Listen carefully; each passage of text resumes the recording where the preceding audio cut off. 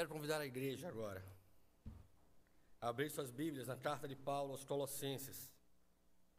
Carta de Paulo aos Colossenses, capítulo 1. Nós vamos ler do verso 24 até o verso 29. Carta de Paulo aos Colossenses, capítulo 1, do verso 24 ao verso 29.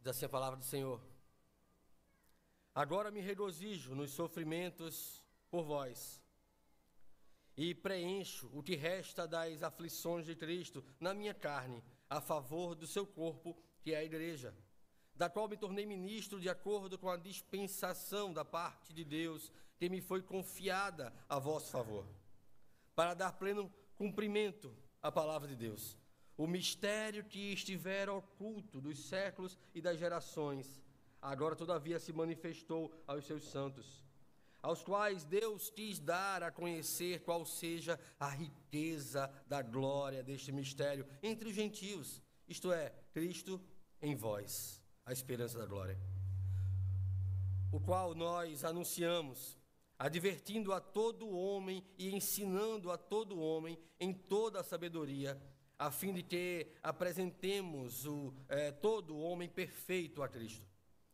Para isso aqui eu também me afadigo, esforçando-me o mais possível, segundo a eficácia que opera eficientemente em mim. Até aqui. Eu queria convidar as crianças à frente, nós vamos orar com elas, por nós também, que ficamos aqui. Que Deus tenha misericórdia de nós, que Ele possa aplicar Sua palavra em nossos corações, que elas possam ainda aprender do Senhor. Vamos fechar nossos olhos, vamos nos concentrar em adorarmos ao Senhor de todo o coração. Pai bendito, todo-poderoso Deus, Tu és altíssimo, Senhor, sobre todas as coisas. Tu és bendito. O Senhor tem conformado o nosso coração à Tua palavra e nos tem ensinado, Senhor, constantemente acerca de como viver aos pés de Cristo, moldados pelo poder do Evangelho, que nos encontrou perdidos como ovelhas que não têm pastor, mas nos transportou para o reino do Filho do Teu amor. Fomos enxertados na videira verdadeira, que é Cristo Jesus, sem a qual nós não poderíamos frutificar, não poderíamos fazer refletir o Teu caráter, Senhor, Tuas características, Teus atributos. Mas, Senhor, dá-nos a consciência da nossa responsabilidade diante do Senhor, de vivermos do modo que Te agrada, de andarmos segundo os Teus caminhos, que reflitamos, Senhor, quem Tu és, no moldar da nossa vida, no transformar do nosso entendimento, compreendendo então a Tua vontade como boa, perfeita e agradável para nós, Pai. Que as palavras dos meus lábios e o meditar do meu coração, o meditar do coração da Tua igreja, sejam agradáveis na Tua presença. Tu és a nossa rocha, nosso socorro bem presente. Tu és, Senhor, a glória das nossas vidas, em nome de Jesus. Amém.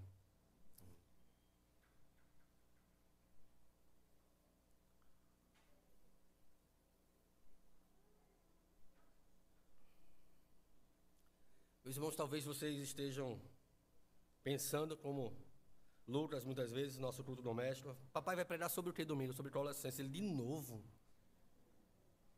Aí eu, de novo, e ainda no capítulo 1. Aí Benjamin, para não ficar atrás, faz de novo também, não sabe nem o que eu estou falando. Aí eu, papai vai pregar de novo. Ele faz, tá. Tinha proposto para que nós pudéssemos fazer esse estudo em Colossenses, como aprendi de outras pregações, para que nós pudéssemos fazê-lo como exploradores, não como turistas. Não podíamos passar por textos tão ricos de maneira superficial. E era importante que nós pudéssemos, então, nos debruçar nas verdades profundas de cada trecho que essa carta tão profunda traz aos nossos corações. A imagem, talvez, se nós pudéssemos atribuir a essa perícope, esse trecho separado para a exposição dessa noite, podia ser, talvez, uma árvore plantada sobre um fundamento seguro. Uma árvore que possa representar a nossa vida firmada, arraigada, usando a expressão bíblica, arraigada na esperança da glória. E essa esperança da glória nada mais é do que uma expectativa da eternidade, nós vivendo de acordo com a expectativa da eternidade. Não segundo o nosso entendimento circunstancial, efêmero, natural nesta vida, mas segundo a esperança da glória de Cristo Jesus. O lar que nós vamos habitar, não quando sairmos desse culto, nos dirigindo à nossa casa, mas o lar no qual nós vamos habitar eternamente, na glória eterna dos céus. Então nós aprendemos que Colossos passava por problemas, como muitas vezes nós passamos hoje em nossas igrejas. E os problemas maiores daquela igreja em Colossos não era a perseguição externa. Os problemas maiores citados por Paulo, ou tratados por Paulo nas Escrituras, dizia respeito a problemas internos da igreja. Como outros conhecimentos, como outros mistérios estavam então perturbando a simplicidade da graça de Deus contida na revelação das Escrituras. Paulo não conhecia aquela igreja pessoalmente, mas ele havia então recebido notícias por Epáfras e enviava então uma mensagem clara para aquela igreja de como ela deveria se portar diante das ameaças do secularismo que penetrava as suas portas adentro. De como ela então estava sendo afligida pelos judaizantes, sendo levados a determinados ritos para poder alcançar a salvação, talvez pelo esforço do seu braço, pela observância de certas cerimônias, ou ainda pior, pelos mistérios propagados pelos primeiros gnósticos. Começava a surgir ali as primeiras ideias do gnosticismo, onde Cristo deixava de ser suficiente e agora outras coisas precisavam ser acrescentadas a Cristo. Essa para mim é a pior de todas as heresias, porque ela se perpetua ao longo do tempo e nos nossos dias. Cristo, nós amamos a Cristo. Eu tenho certeza que se eu perguntar quem ama a Cristo, talvez todo mundo levantasse a mão. Mas nós amamos tantas outras coisas que têm competido com Cristo em nossos corações, que têm sido colocadas talvez como concorrentes do nosso amor com Cristo.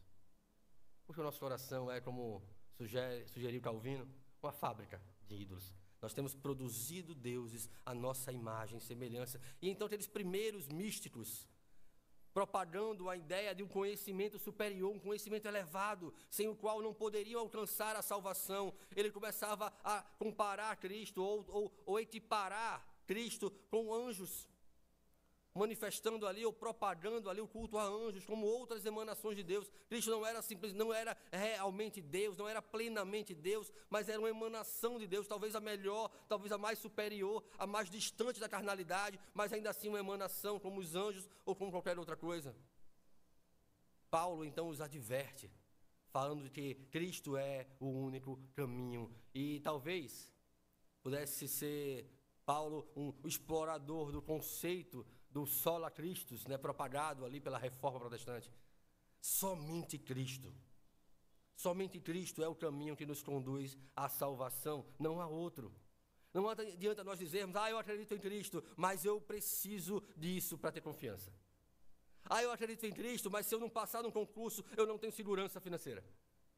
Eu acredito em Cristo, mas isso compete com outras necessidades que eu tenho também. E então a minha atenção, a minha relação com o culto dominical não é um sentimento de serviço, mas eu estou aqui assistindo o culto no qual eu posso estar ou posso não estar, porque o meu coração está competindo com outras necessidades que eu tenho no domingo, no dia do Senhor. Cristo deixa de ser tudo para nós. E uma vez que ele deixa de ser tudo para nós, ele deixa de ser esse fundamento, esse terreno plano, seguro, sobre o qual a árvore que é a nossa vida está arraigada. Então não estamos, utilizando o texto bíblico, construindo nossa casa sobre a rocha. Não estamos firmados naquilo que deveria ser inabalável em nossas vidas. Paulo vai casar, então, aqui, ele vai desdobrar isso, falando sobre a plenitude de Cristo. Ele vai falar que Cristo ele é tudo foi feito por ele, por meio dele, e por isso, para que ele pudesse ter a primazia sobre todas as coisas. Ele é a manifestação, ele é a revelação, sem nada ser necessário ser acrescentado aqui. Ele é a revelação do próprio Deus para nós. Cristo é todo suficiente, ele é todo completo. Ele não precisa de que nada lhe seja acrescentado para que ele não preencha o vazio do nosso coração. Ele plenamente tem sobre todas as coisas a primazia. Então Paulo vai apresentar, nos versos anteriores aos que nós lemos, o Cristo cósmico, o Criador de todas as coisas, o soberano sobre toda a criação. Mas aquele que, apesar de ser o Criador de todas as coisas, ser soberano sobre toda a criação, ele tem um olhar para a tua igreja, ele é também o soberano sobre a igreja. E depois ele vai dizer não só sobre a igreja, mas sobre a nossa vida individualmente. Cristo é o Senhor da nossa vida. Ele é o Criador de todas as coisas, que se importa com cada detalhe, cada circunstância, cada linha de raciocínio que nós desenvolvemos em nossa própria vida. E Paulo vai falar, olha, que é sobre isso que ele tem dedicado a sua vida. É sobre a proclamação dessas verdades, então, que ele tem aplicado a sua energia, os seus recursos, o seu tempo. Paulo moldou a sua vida para pregar, através da sua vida, as verdades do Evangelho de Cristo. Cristo era tudo para Paulo, ele deixa isso muito claro. Agora, aqui no verso 24 que nós lemos, eu peço que você possa trazer a atenção para o texto. No verso 24, Paulo vai dizer, versos 24 e 25, agora me regozijo nos meus sofrimentos por vós, e preencho o que resta das aflições de Cristo na minha carne, a favor do seu corpo, que é a igreja, da qual me tornei ministro, de acordo com a dispensação da parte de Deus que me foi confiada a vosso favor, para dar pleno conhecimento à palavra de Deus. Há duas expressões aqui importantes, nós não podemos passar batido por elas. A primeira delas diz respeito ao que ele usa aqui, nós temos como traduzido como preencher, ou como completar, ou como cumprir. E depois a pressão, as aflições da qual ele se refere. Esse preenchimento, esse completar dessas aflições precisa ser muito claro, para que nós tenhamos a real compreensão do texto aqui. Porque Paulo vai colocar duas palavras comumente opostas. Comumente isso é antagônico, alegria e sofrimento. Como é que eu posso? Eu estou alegre em sofrer, eu estou alegre em passar por pressão, por passar por aflição. Parece um discernimento um pouco razoável para nós. Essas duas coisas juntas na mesma ideia não parece fazer tanto sentido. Mas aquilo que parecia excludente, ele converge como norte, como apontar para Cristo Jesus. E a expressão diz respeito à vitória e parece que se relaciona muito com o próprio antagonismo da nossa vitória em Cristo Jesus, que é conquistada por meio da sua morte. Nós vencemos quando Cristo morreu no nosso lugar. Paulo traz essa ideia de alegria e sofrimento, dizendo que sente prazer em sofrer, não como uma prática da nossa cultura pervertida, masoquista, de que quanto mais sofrer em determinados aspectos das áreas de suas vidas, ele vai ter mais prazer. Mas Paulo vai falar que sofrer aqui é um entendimento muito mais amplo do porquê se sofre, do porquê se sente afligido, do porquê se sente pressionado. Paulo está sofrendo pela causa de Jesus Cristo. Paulo está sofrendo pela igreja. Paulo está sofrendo pelos gentios que agora estão encontrando, na verdade do Evangelho, a salvação. Paulo está sofrendo por crentes inconstantes como nós, crentes pouco comprometidos, crentes pouco envolvidos, como nós. E ele mostra, então, no sofrimento do seu corpo, no engajamento com o ministério, com a obra de Cristo, um padrão pelo qual nós deveríamos observar e viver. Quando Paulo diz: sede meus imitadores, assim como eu sou de Cristo, ele não está se colocando num patamar de igualdade com Cristo, mas na sua ânsia, no seu desejo, na sua vontade de cada vez mais ser moldado, a parecer mais com Cristo, a expressar mais em sua própria vida a vida de Cristo Jesus. E ser então moldado por essa palavra poderosa que é o poder, que é o Evangelho, ser moldado a expressar, a manifestar em cada detalhe, em cada relacionamento, em cada maneira de pensar, no modo como eu valorizo as coisas, no modo como eu torno as coisas prioridade em minha vida, fazer com que essas coisas estejam subjugada a Cristo Jesus. Aos Coríntios, ele vai escrever que todo o nosso pensamento, uma vez que nós nos revestimos da armadura de Deus para enfrentar os dias maus, para anular o conhecimento, o sofisma, o conhecimento pervertido dessa geração, contrário às Escrituras, ele vai dizer que a gente faz isso quando a gente leva cativo, quando a gente entrega a Cristo como cativo, como prisioneiro, todo o nosso pensamento. E aí Cristo é o Senhor do meu pensamento. E aí Cristo molda o meu entendimento. Paulo vai dizer, vai chamar isso aos romanos de renovação da nossa mente. Porque uma vez a nossa mente é renovada, a vontade de Deus passa a ser perfeita, passa a ser agradável, aceitável à sua igreja, mesmo que por meio de providências amargas. Por isso ele disse se alegrar nos sofrimentos por causa da igreja. Paulo está sofrendo por causa da igreja. Cada um de nós, como igreja que somos, deveria carregar então uma parcela dos sofrimentos da igreja. É para isso que nós estamos aqui. Nós carregamos parcelas do sofrimento da igreja ao permanecer firmes diante de uma geração perdida, de coração pervertido. Nós carregamos uma parcela dos sofrimentos da igreja quando enfrentamos a cultura caída da nossa geração, desse mundo, os pensamentos desviados das pessoas que muitas vezes nos circundam. Em vários momentos, em várias circunstâncias de nossas vidas, nós carregamos o sofrimento da igreja. Paulo vai escrever a Timóteo uma verdade profunda sobre isso. Em 2 Timóteo, capítulo 2, verso 11, ele vai dizer, fiel é esta palavra. E ele está falando novamente sobre sofrimento, ele está falando preso, e ali, quando ele escreve 2 Timóteo, não é mais aquela prisão domiciliar em Roma, ali acorrentado a um guarda, escrevendo, recebendo pessoas, não, aqui ele está numa masmorra, prestes a morrer definitivamente por causa do Evangelho. E ele vai dizer, fiel é esta palavra.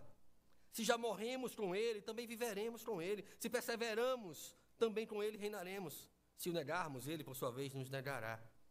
Se somos infiéis, ele permanece fiel, pois de maneira nenhuma pode negar-se a si mesmo. O que nós não podemos entender sobre esse completar os sofrimentos de Cristo, sobre carregar a nossa parte na cruz de Cristo, é que Paulo está se referindo à sua participação com relação a alguma glória ou desempenhar de algum papel, caso o sofrimento de Cristo não tenha sido completo. Caso a paixão, que levou Cristo à cruz, o sofrimento da cruz, não tenha sido completo. Não, ninguém poderia completar o sofrimento de Jesus. Ninguém poderia completar o que faltasse, se é que faltaria alguma coisa. Ninguém seria suficiente para morrer no lugar de ninguém. Somente Cristo pôde. Por isso nós não podemos entender que Paulo está falando sobre sofrimento expiatório. Não é sobre isso. O sofrimento expiatório de Cristo Jesus, ele foi consumado. Cristo Jesus disse isso, está consumado. Ele vai usar a expressão tetelestai, é uma expressão econômica para dizer está quitado. O preço foi pago. Cristo anuncia isso na sua cruz. Por isso, nós não devemos entender que Paulo está falando sobre sofrimento expiatório, sobre redenção. Mas Paulo está se referindo às aflições relacionadas ao testemunho no meio do mundo. Assim como o mundo foi hostil a Cristo Jesus. E aí tem um capítulo do livro Santidade de Deus, do Sproul, que ele vai tratar sobre Deus nas mãos de pecadores irados. Parafraseando uma pregação lá de Jonathan Edwards, no século XVIII, quando ele trata de pecadores nas mãos de Deus irado. Sproul ele vai falar que, olha, o que nós faríamos como homens caídos se tivéssemos Deus em nossas mãos? E ele responde, nós o crucificaríamos, nós o mataríamos.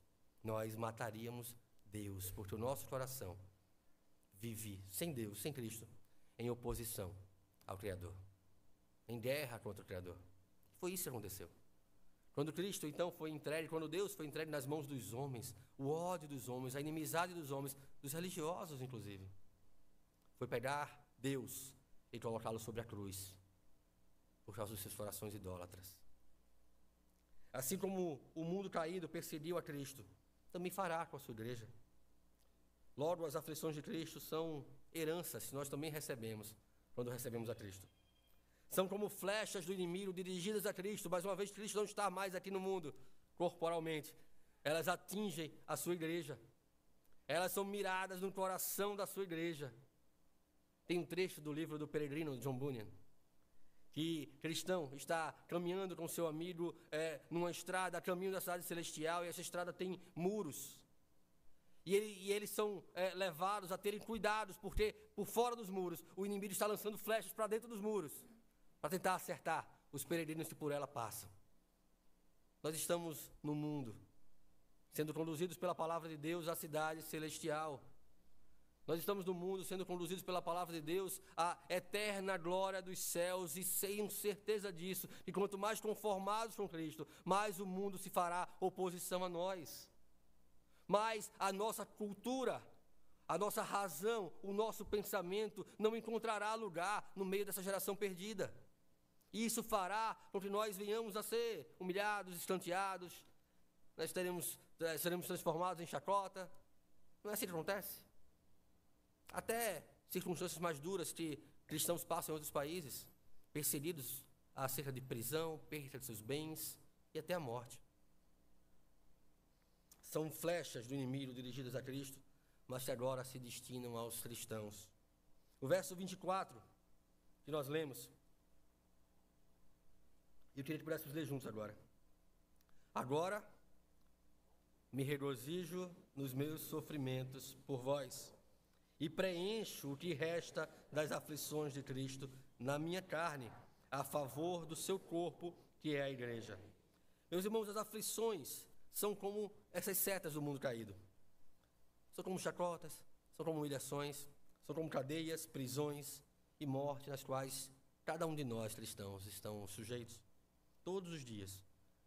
E, manifestando a verdade, no capítulo 8 da carta de Paulo aos Romanos, somos entregues como ovelhas ao matadouro todos os dias. Estamos em um mundo caído, com um coração diferente, nadando contra a maré, usando uma expressão bem clichê. Mas, meus irmãos, nós temos que aprender uma coisa. Só quem nada com a maré são peixes mortos. Se nós estamos vivos, nós nadamos contra a maré. E é contra a maré que nós vamos seguindo, juntos, na direção da cidade celestial. As aflições, então, da qual Paulo se refere, e a qual a igreja está sujeita, são as aflições destinadas, as setas do inimigo destinadas a Cristo, que agora recaem sobre a igreja. O verso 29, também no texto que nós lemos, no capítulo 1 de Colossenses, vai falar ainda sobre um outro aspecto do sofrimento. Algo que Paulo vive naturalmente na sua própria carne. Ele vai falar: para isso é que eu também me afadigo, esforçando-me o mais possível, segundo a eficácia que opera eficientemente em mim. É assim que Paulo fecha essa perícope. Ele começa falando sobre o sofrimento de Cristo, do qual ele partilha, e ele fecha como se fosse um envelope, dizendo que, olha, eu sinto esse sofrimento, eu me afadigo, eu me esforço o tanto quanto posso, segundo a eficácia que opera em mim. Este último verso vai mostrar que o apóstolo, apesar dessas pressões, dessas aflições, são outras traduções possíveis para esses sofrimentos. Ele navegou por mares desconhecidos, ele sofreu naufrágios, ele atravessou terras desertas, ele encontrou oposição, ele foi açoitado, ele foi apedrejado, ele desceu por um cesto por cima de um muro para fugir da morte daquela cidade. Mas Paulo vai dizer que, tentado no limite das suas forças, ele continua firme e perseverante pela igreja. O amor de Paulo a Cristo é maior do que o temor dos homens. O amor de Paulo a Cristo supera qualquer necessidade de Paulo encontrar afago no meio dessa geração pervertida. O amor de Paulo a Cristo moveu a sua vida ministerial até a morte. O sofrimento de Paulo pela igreja se transformou em oração pela igreja. Quanto mais ele sofria, mais ele orava pela igreja. Mais ele orava para que a igreja continuasse firme. Paulo sentia em sua própria carne as investidas do inimigo contra a pregação, contra a expansão do reino, contra a graça que estava alcançando os corações dos gentios. E ele encontrava resistência na igreja e fora dela.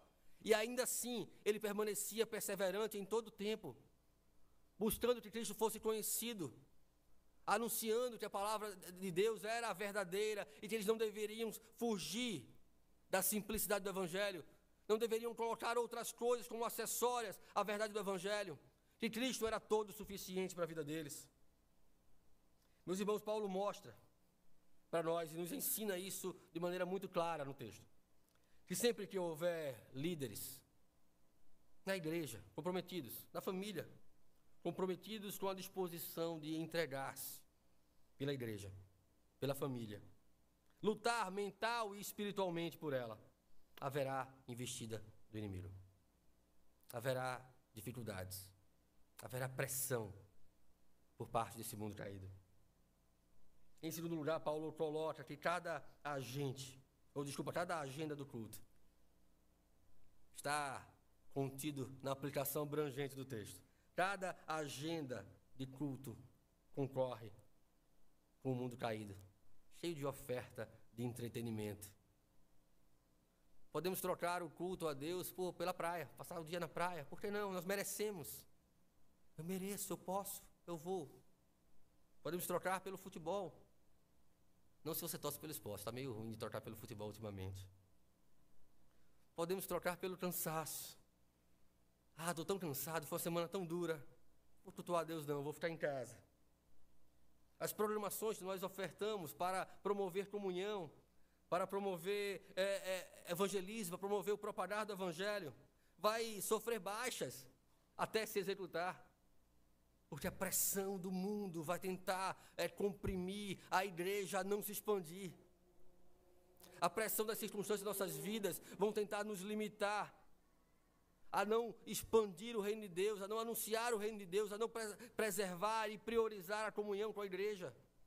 Nós vamos o tempo todo encontrar desculpas justas, facilmente, para não participarmos da vida da igreja, para não participarmos da vida uns dos outros, para não frequentarmos um PG, um culto de oração, para não estarmos no domingo da igreja, para não estarmos nas programações que a igreja oferece. Facilmente, eu tenho certeza que você vai encontrar e consegue encontrar uma desculpa justa para não estar lá. Existem aos montes, e são justas. Se a primazia da sua vida não está em Cristo Jesus. Porque se estiver, todo esforço será empreendido pela expansão do reino, pelo propagar da sua palavra, pela comunhão dos santos, pelo crescimento da igreja. Talvez nós possamos pensar, quando convocados à atividade, quando convocados à vida da igreja, o que é que eu vou ganhar com isso? Né? Isso pesa aqui na coroa da minha glória, isso vai contar com uma pedrinha a mais na minha coroa, se eu fizer isso, se eu fizer daquele jeito. Esse é o modo mundano de pensar sobre as coisas da igreja. Paulo nos ensina que o pensamento correto deve ser: quanto mais eu posso fazer, quanto mais eu consigo ainda fazer pela igreja e pela expansão do reino. Quanto mais tempo eu ainda consigo dar à igreja, quanto mais energia eu ainda consigo dar à igreja, quanto mais eu consigo servir, o que eu posso fazer? Bill repete muito Bill, presbítero Gilson, da igreja, Bill, né? Presbítero Gilson, da igreja, ele repete muito em nossas reuniões, né? Aquele jargão bastante conhecido da igreja: que não serve para servir, não serve para estar no corpo. Nós precisamos servir. Nós precisamos ter um coração disposto a carregar no nosso corpo, na nossa carne, os sofrimentos de Cristo Jesus, que implica em empreendermos energia, tempo, interesse na vida uns dos outros. E então Paulo vai falar para onde aponta esse esforço. Verso 26, do texto que nós lemos, vai tratar de para onde esse esforço então aponta. Paulo escreve: o mistério que estivera oculto dos séculos e das gerações, agora, todavia, se manifestou aos seus santos, aos quais Deus quis dar a conhecer qual seja a riqueza da glória deste mistério entre os gentios, isto é, Cristo em vós, a esperança da glória. Esses versos 26 e 27, para mim, são o ápice desse trecho. Ele trata de expressões importantes para a nossa vida. O mistério estava oculto, foi revelado. Já é um princípio aqui importante, nós precisamos aprender. O segundo, ele vai falar sobre a riqueza da glória. A riqueza na glória. E em terceiro lugar, ele vai falar que Cristo em vós é a consumação, é a esperança dessa glória. Esses três blocos, essas três verdades contidas nesses dois versos, elas são essenciais para o entendimento de tudo que nós estamos expondo aqui essa noite. Nós precisamos compreender que o mistério é um conhecimento santo. O mistério é algo que foi oculto no passado, mas tornou-se manifesto, revelado à igreja pelo poder do Espírito Santo, pela iluminação do Espírito Santo. A glória e a esperança não eram apenas dos judeus. Agora está revelado, agora está entendido, de que ela pode ser oferecida, ofertada a todo homem, em toda parte do mundo. Paulo estava vendo isso manifesto na conversão dos gentios. Ele poderia ver isso manifesto na expansão do reino, na igreja presbiteriana na Encruzilhada. Como pessoas tão diferentes, de bagagem, de culturas, de experiências de vida tão distintas, se reúnem num só lugar para adorar um só Deus no mesmo Espírito. A glória e a esperança não eram apenas dos judeus, mas ela se estende. Em Abraão serão benditas todas as famílias da terra. Ela se estende a todo o mundo. É feito, então, família de Abraão, número de pessoas incontáveis, como as estrelas do céu ou como as areias. Como Deus, então, já havia anunciado a Abraão. O mistério é identificado por Paulo com a palavra de Deus encarnada em Cristo e revelada nas Escrituras. Cristo estava oculto no passado, sendo progressivamente clareado, progressivamente revelado, como algo que vai sendo desembrulhado, ou como uma flor que vai desabrochando até revelar a sua beleza. Cristo vai sendo revelado progressivamente ao longo das Escrituras. Em cada momento em que Deus particularmente vem se relacionar com o seu povo, desde Gênesis 3,15, quando ele é prometido, da descendência da mulher virá aquele que esmagará a cabeça de Satanás. Então Cristo vai sendo anunciado como aquele que vai trazer as normas da conduta do reino. Nós temos uma relação pactual legal através de Moisés. Aquele preservador da vida anunciado ali a Noé, na relação pactual, na aliança com Noé.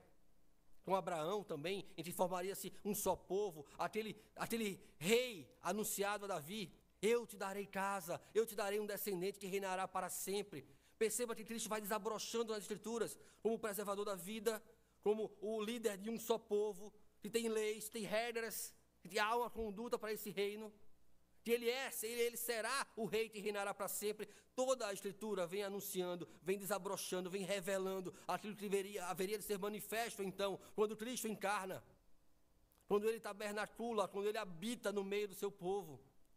É então revelado o que estava oculto. Tudo para o qual a Bíblia apontava, agora está manifesto através dos evangelhos.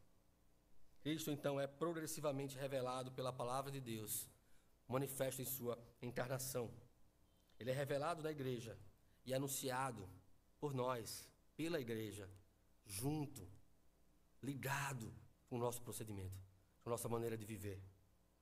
2 Coríntios, capítulo 2, versos 14, 15 e 16. Peço que você possa abrir sua Bíblia comigo.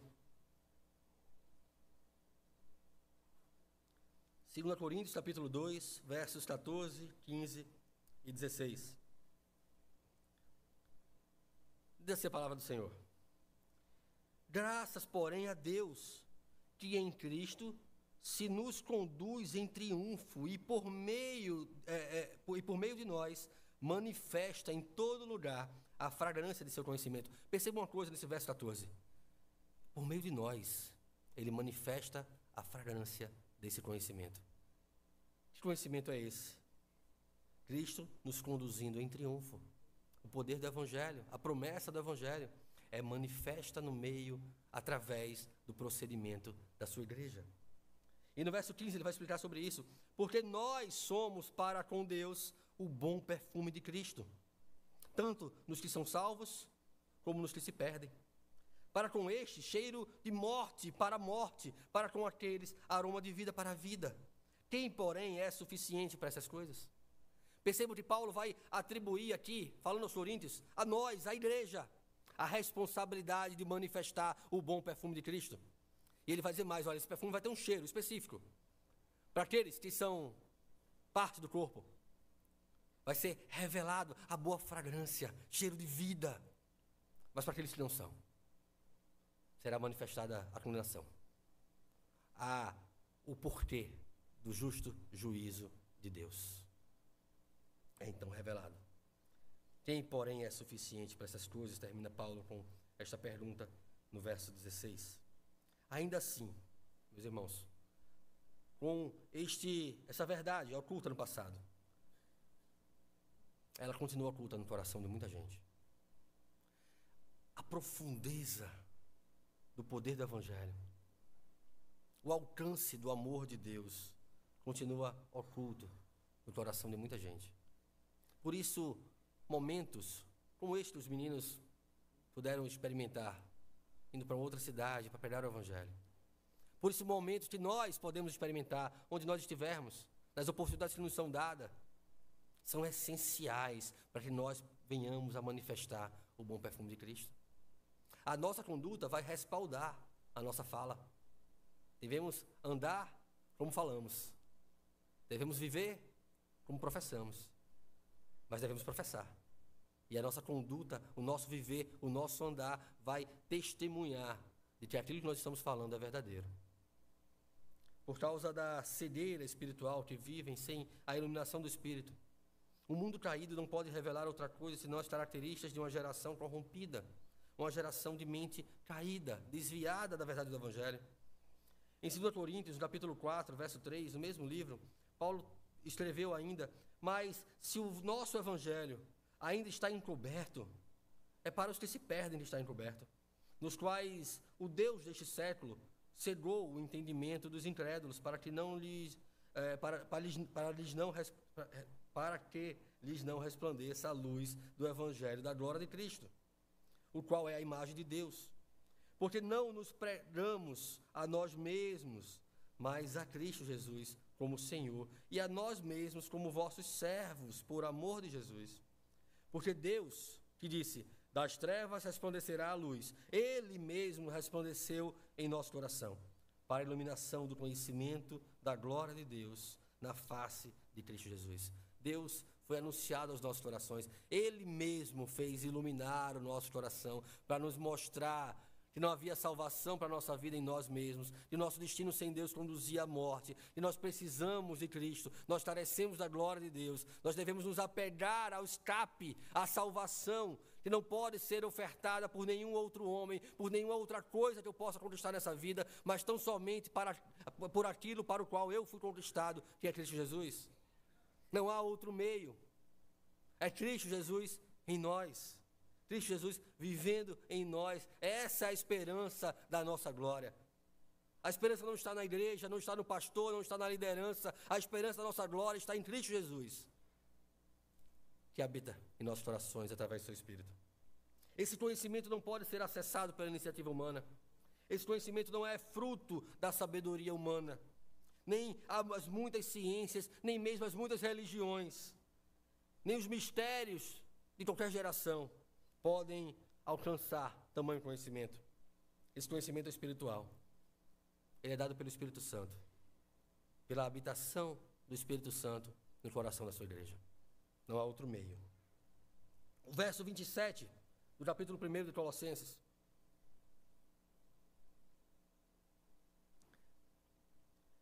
vai condensar profundamente essa verdade. Ele vai dizer: aos quais Deus quis dar o conhecimento, qual seja a riqueza da glória deste mistério entre os gentios, isto é, Cristo em vós, a esperança da glória. Nós não temos hoje a dimensão do impacto que era Paulo dizendo para uma igreja, que olha, os gentios, aquelas pessoas improváveis, Deus tem levantado e trazido para o meio da igreja. Talvez você possa começar a clarear alguma comparação por pessoas que vocês acreditam: bom, essa pessoa não tem jeito. Esses aqui não tem jeito. Não dá para ter salvação para essas coisas. Deus salva pessoas improváveis, como nós. Deus tem tratado com o coração de pessoas improváveis, como nós. Não sejamos como Jonas. Desculpa, como Jonas. Não sejamos como Jonas. Não pensemos: não, os ninivitas não. Deus tem levantado pessoas improváveis e reunido no seio da sua igreja, para a glória de Deus Pai, nunca da igreja, nunca do pastor, nunca da liderança, nunca do grupo que vai fazer missão, que vai pregar o Evangelho. É sempre para a glória de Deus. É sempre para a sua própria glória, porque é Ele quem realiza, é Ele quem imprime, é Ele quem faz habitar em nossos corações. Não é nós que dizemos: Deus, vem cá, vem habitar no meu coração. Eu posso até dizer, mas eu só vou dizer porque Ele já habita no meu coração. Porque se Ele não habitar, eu não tenho capacidade em mim mesmo de olhar para Deus com amor e desejá-lo. Eu sou salvo porque Ele me amou antes da fundação do mundo, quando eu era ainda pecador. como Paulo escreve aos Efésios. Pela graça nós somos salvos. Isso não vem de nós, é dom de Deus, é presente de Deus, é dádiva de Deus, é resultado do amor de Deus por nós. Deus então quis dar a conhecer a riqueza da sua glória. Deus então quis revelar esse mistério, o qual é rico e poderoso para salvar vidas. E que mistério é esse? Cristo em nós. Cristo habitando no meio da sua igreja, ao qual ele chama de esperança da glória. Esse é o ápice do texto. Se você não lembrar de nada do texto, lembrem que Cristo em vocês é a esperança da glória. E é sobre essa expectativa que nós devemos viver a nossa vida. É sobre essa expectativa que nós devemos moldar o nosso entendimento e as nossas prioridades. A habitação do mistério é anunciada, Cristo em vós, Cristo em nós. Todas as promessas, toda a herança da glória é então certificada pelo fato de Cristo viver em nós. Se há alguma promessa nas Escrituras para a igreja, nós podemos ter a certeza de que ela é para nós, pelo fato de Cristo viver em nós. Nós somos co-herdeiros com Cristo Jesus. Através do habitar do Espírito Santo no meio da igreja, morando nos corações e na vida dos judeus, dos gentios e de cada um de nós. A esperança da glória. O pecado, meus irmãos, é a causa da comunhão ter sido quebrada. A conduta, a queda que corrompeu toda a criação, que contaminou, que manchou a criação, é a causa de toda a corrupção que se desdobra a partir daí. Ele rompe a harmonia entre Deus e a sua criação, entre nós e o nosso Criador. Isaías, no capítulo 59, ele vai anunciar os resultados disso. Isaías vai escrever: mas as vossas iniquidades fazem separação entre vós e o vosso Deus. E os vossos pecados encobrem o rosto de vós, encobrem o seu rosto de vós, para que vos não ouça, porque as vossas mãos estão contaminadas de sangue, e os vossos dedos de iniquidade, e os vossos lábios falam mentiras, e a vossa língua profere maldade. Ninguém há que clame pela justiça, ninguém que compareça em juízo pela verdade. Confiam no que é nulo, e andam falando mentiras, concebem o mal, e dão luz à iniquidade. Isaías está tratando da igreja, do povo de Deus, não é dos gentios. Ele não está falando de ímpios. Ele está falando de uma igreja que se perverteu em seu entendimento, que abraçou aquilo que é nulo, em vez de abraçar o conhecimento da verdade.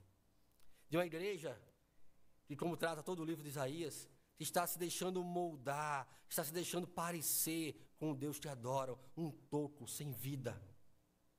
Isaías vai dizer: olha, eles pegam a árvore, eles cortam o tronco, e dessa mesma árvore, eles pegam um pedaço e usam para fazer fogueira, para se aquecer. E no outro pedaço, eles esculpem e fazem um ídolo para se prostrar. Um ídolo que tem mão, mas não apalpa.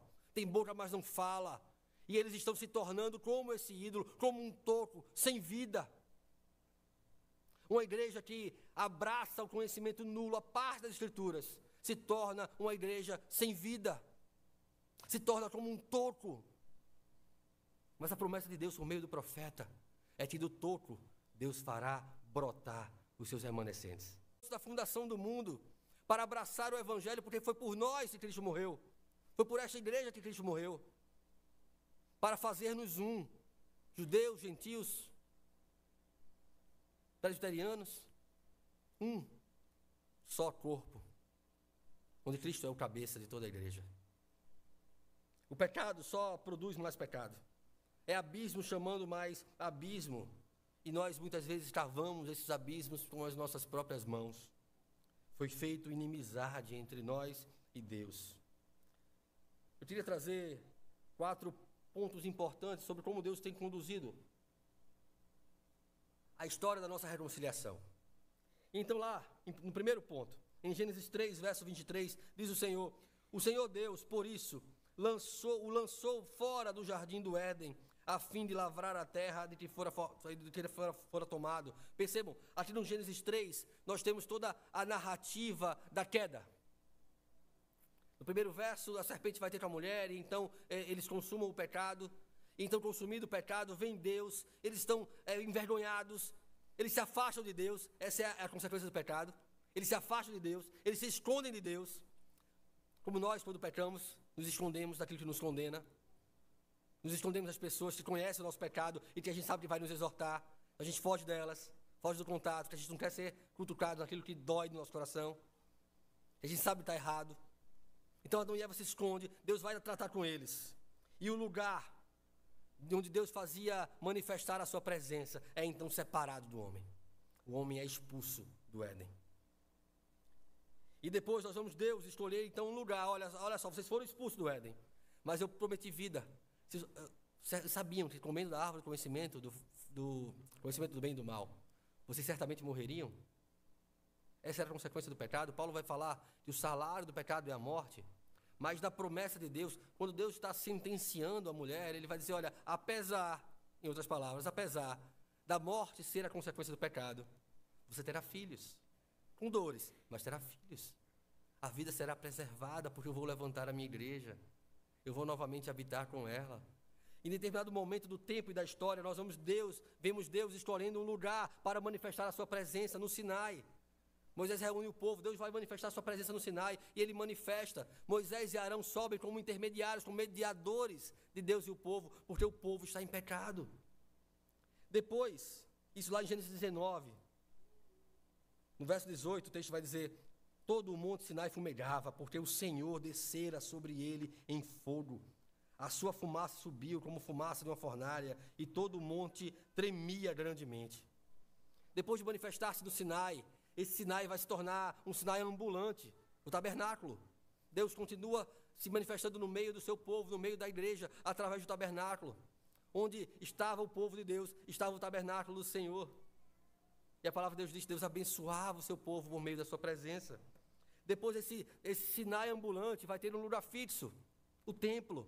Ele é estabelecido. Deus escolhe um lugar para fazer habitar o seu nome, para manifestar a sua presença, no qual o povo deveria se reunir para adorar. Mas também era exigido a figura do mediador. Só o sumo sacerdote entraria no Santo dos Santos, de tempos em tempos, depois de uma preparação. Deus habitou no mundo, através de Cristo Jesus, encarnado. João capítulo 1, verso 14, vai dizer que o Verbo se fez carne e habitou entre nós, cheio de graça e de verdade. Nós vimos a sua glória, glória como do unigênito do Pai. Deus habitou agora no mundo através de Cristo Jesus. Cristo encarnado. Ele tabernaculou, a expressão aqui habitou, armou uma tenda no meio do seu povo. Ele tabernaculou no meio do seu povo. E por último, revelado ou nos sendo dado a conhecer desde o Pentecostes, Deus tem habitado em nossos corações. Por isso nós somos chamados de templos do Espírito Santo. A presença de Deus, Cristo em vós, é o habitar do Espírito de Cristo em nossos corações. Percebam que todo o plano de Deus apontava para esse momento em que a igreja plenamente poderia desfrutar das promessas, da presença do Senhor no meio da sua igreja.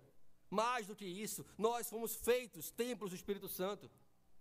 O Espírito Santo de Deus, Criador, que pairava sobre a face do abismo, que foi soprado o sopro das narinas de Deus, soprado no homem para fazer dele alma vivente. O Espírito esteve presente na própria formação do corpo de Jesus Cristo. Corpo este que foi entregue como sacrifício por nós, habita no nosso coração.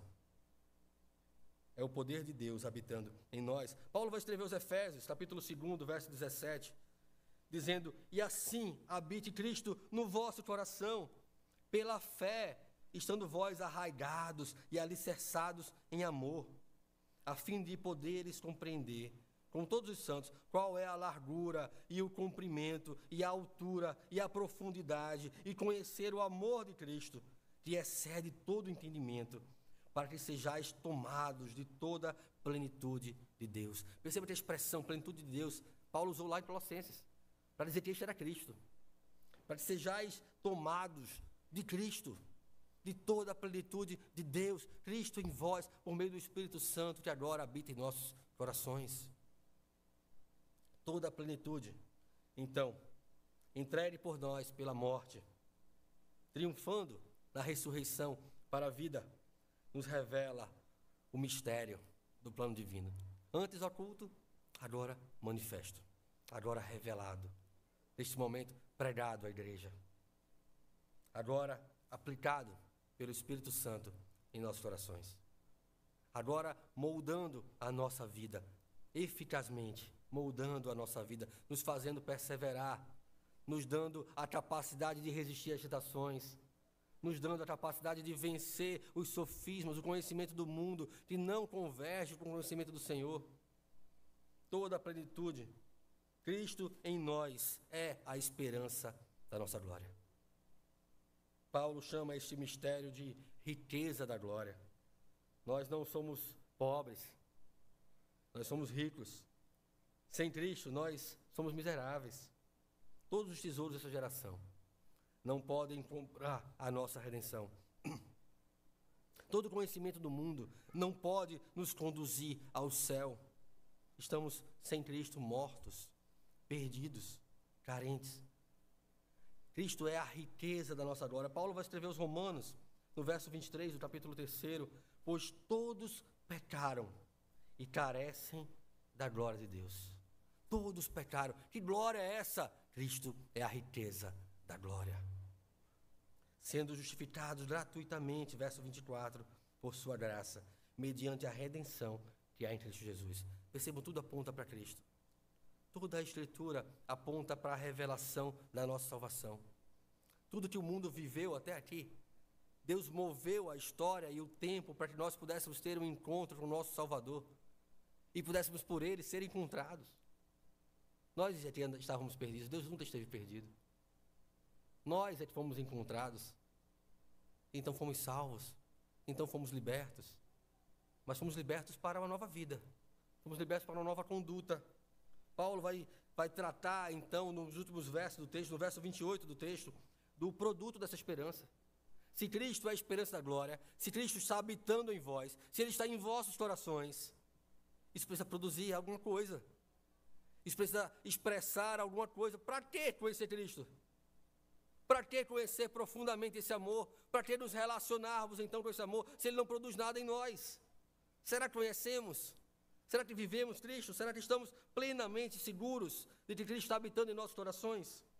Se a esperança da glória é o ápice então dessa revelação, o fruto que caracteriza essa esperança que os santos têm, para o qual os santos foram alcançados, o produto dessa esperança é a nossa conduta, é a nossa vida, é o modo como nós praticamos aquilo que cremos, é o modo como nós vivemos a partir daquilo que cremos. Esse é o produto da esperança da glória. Paulo se utiliza de duas ferramentas importantes aqui. Ferramentas que ele ensina a igreja. Igreja, usem dessa ferramenta. Anotem para usar. Duas ferramentas importantes para que nós, como igreja, possamos desfrutar, possamos frutificar. Que somos arraigados, firmados, enraizados na esperança da glória. A primeira delas é a demonstração. Como quem cria filhos e os corrige quando eles falham.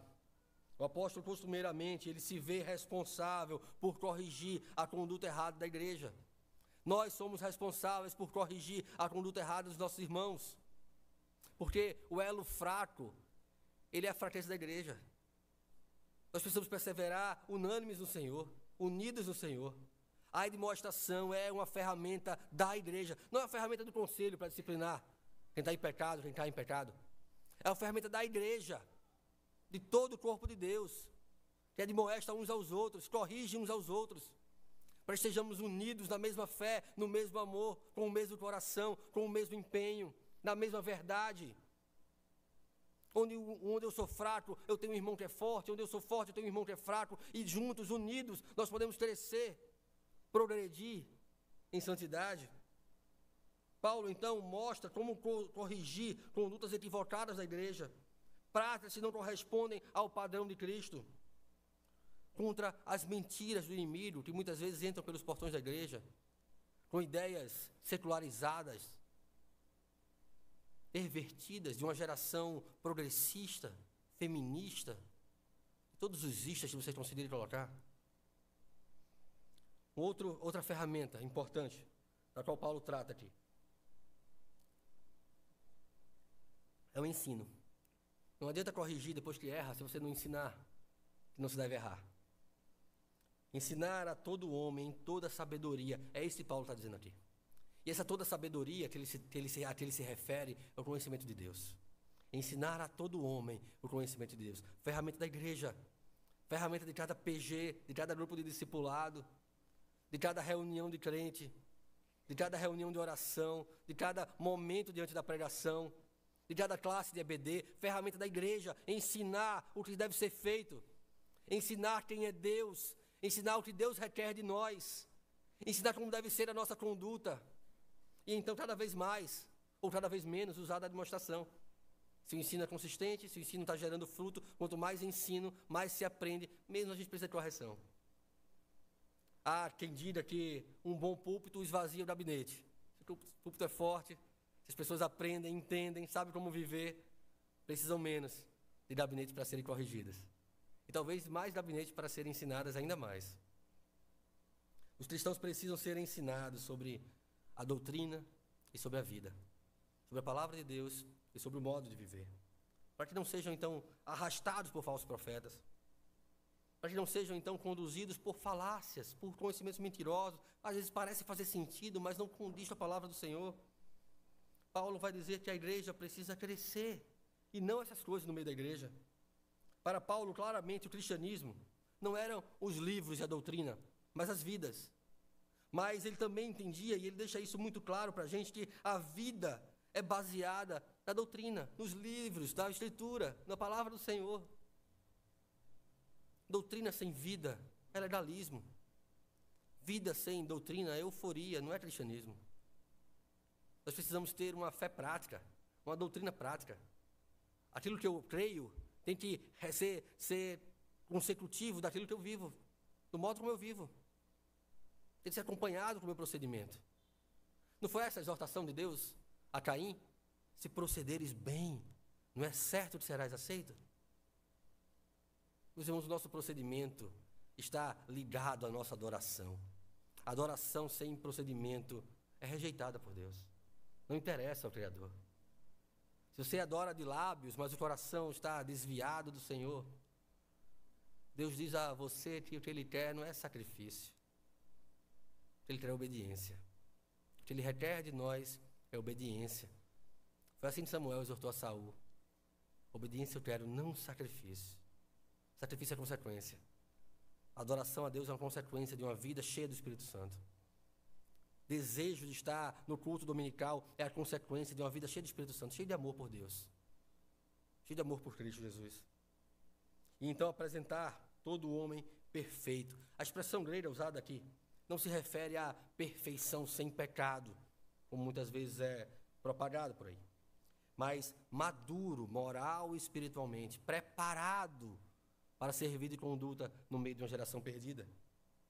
Perfeito quer dizer amadurecido em caráter e espiritualmente aprovado diante da igreja. Referência, modelos. Como nossas igrejas carecem de modelos de homens segundo a palavra. De esposas comprometidas com seu marido, com a sua família, de homens comprometidos com a igreja e com a educação dos seus filhos, condução dos seus filhos nos pés do Senhor. Como nós precisamos aprender. Eu gosto de pensar, e aprendo ao pensar isso, o quanto ser pai me humilha. Porque tudo que eu penso que poderia fazer, tudo que eu planejava ser como pai, eu percebo que nas minhas limitações eu careço muito mais da misericórdia e da graça do Senhor do que da minha capacidade. Ser igreja nos humilha. Porque muitas vezes nós temos uma direção, um discernimento do que nós acreditamos que é melhor para a igreja. Mas nós nos esquecemos de que ser igreja implica em buscar a Cristo em primeiro lugar, em se alegrar no Senhor e não naquilo que eu acho que é melhor. Paulo nos convida a um cristianismo prático. Ontem nós celebrávamos o ABC de Lucas. O ABC representa uma liberdade da criança de poder ler com aptidão, ler com capacidade de entender o que está lendo, com destreza. Nós temos trabalhado isso com os meninos, Lucas em especial, desde os 4 anos, quando começou ali, então, esse processo de leitura, de ler, de repetir, de decorar versos e aprender as palavras. Mas o princípio fundamental dessa liberdade, não aponta para as necessidades desse tempo, não deve apontar para as necessidades desse tempo. A capacidade ou a responsabilidade de pais de ensinar seus filhos a ler não é para que sejam bem-sucedidos num vestibular. Não consiste nisso a educação cristã. A capacidade de pais de ensinarem seus filhos a ler é que eles possam compreender as Escrituras, em primeiro lugar. Que eles possam ter a habilidade de poder abrir a palavra de Deus e aprender sobre Deus, cada vez mais autônomos, cada vez mais livres para isso. E aí, então, todo o resto, todo o secundário é consequência disso. Aprender pela fé. Nós cremos que o mundo foi criado, foi formado pela palavra de Deus, antes de aprendermos sobre ciências. Aprendemos tudo o que Deus diz acerca da vida e do que Ele requer, do modo como Ele requer que nós vivamos, antes de qualquer outro conhecimento. Isso diz respeito a um coração moldado e dirigido para Cristo, antes de qualquer outra coisa. Mas nisso ainda somos bastante desafiados, como igreja, e a mim como pai. Porque nós tendemos a querer cuidar de todas as coisas, que diz respeito a nossos filhos e ao futuro deles. A igreja de Colossos havia sido bastante importante para o império, outrora. Estava naquele momento em que a igreja então é plantada e disseminada, já numa fase mais decadente economicamente. Paulo prega sobre a riqueza da glória. Paulo prega sobre onde deveria estar o coração daquela igreja. Meus irmãos, perto de Colossos estava uma outra cidade, conhecida lá dos livros de Apocalipse, chamada Laodiceia. Nós vamos lembrar de Laodiceia quando a carta que João escreve ali, carta às igrejas, e quando ele trata de Laodiceia, ele vai dizer, olha, não tem nada de bom nessa igreja. Essa igreja parece que vai tudo bem, ela é grande, ela é imponente, as pessoas são bem financeiramente, eles se dizem ricos e sem necessidade alguma, mas eles são pobres, cegos e nus. Mas tanto Laodiceia quanto Colossos, alguns anos depois, algumas décadas depois, foram destruídas por um terremoto. Onde estavam os tesouros dessa cidade? Onde estiver então o tesouro e o coração dos crentes? Nós não sabemos o dia de amanhã. Nós não podemos controlar os nossos dias. Onde nós temos posto o nosso tesouro?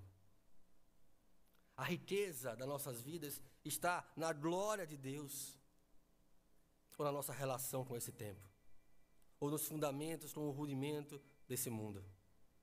Meus irmãos, se Cristo, se a esperança da glória, se a expectativa da eternidade é o fundamento, é o piso, é o chão sobre o qual eu estou plantado como árvore, os meus frutos serão os frutos de Cristo Jesus.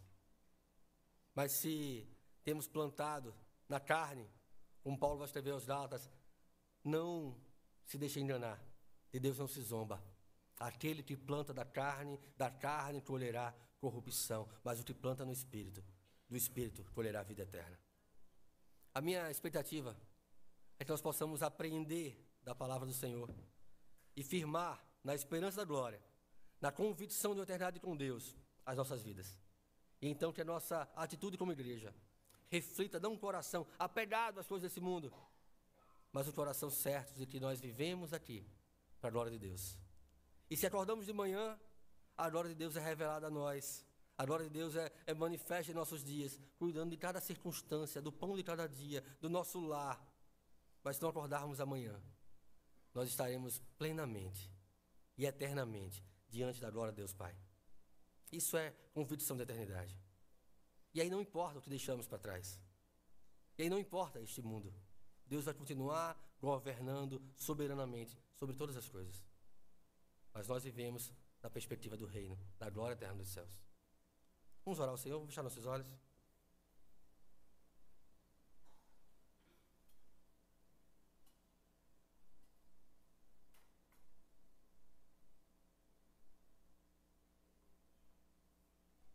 Pai bendito, todo-poderoso Deus, nós queremos te louvar, Pai, porque Tu és bom e as Tuas misericórdias duram para sempre, Senhor. Nós queremos nos colocar diante do Senhor com temor e tremor diante da Tua palavra. O Senhor conhece os desafios que temos em nossos corações, colocados muitas vezes por uma mente ainda apegada ao velho homem. Mas o que nós clamamos diante do Senhor é pela renovação da nossa mente. O que nós clamamos do Senhor é para que aquilo que estava oculto seja manifesto em nossos corações, de maneira a conduzir os nossos corações a estarmos enraizados na esperança da glória. Então, que nossas vidas, cada prioridade nossa, cada coisa que nós pensamos e sonhamos para nossas vidas, sejam colocadas diante do altar do Senhor. Para que o Senhor, então, faça segundo a tua vontade.